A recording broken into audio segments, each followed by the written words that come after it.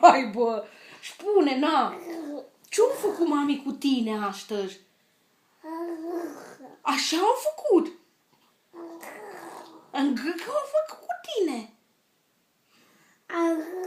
A făcut?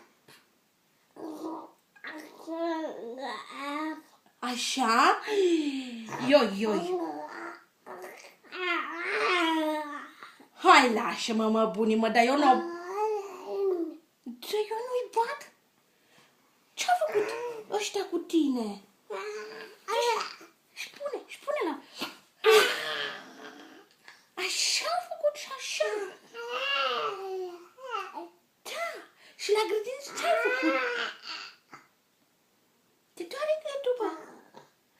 Ce-ai făcut la grădiniță?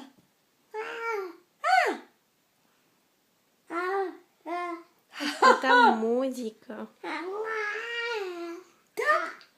Da, bunii, da. Serios? De-aia, bă? Așa. Hai, lasă-mă, na. Dar spune la bunii, dar spune tă. Și ce-au făcut copiii acolo? Copiii ce-au făcut acolo? Așa? Și s-a dus? Da? Unde a căia?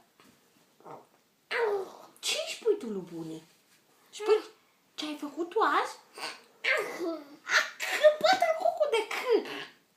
Da, a C a făcut. Și da, așa, cu gura aia povesti. Ce povestim de acolo, ce povestim de acolo? Bă, și vezi că își dau una? Își dau una? Da?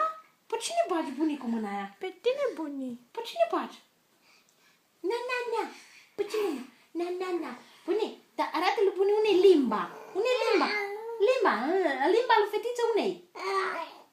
Hai să văd, na. Uite-o cât e de mare. Eu. Da. Am văzut-o. Pe cine bagi, mă, așa?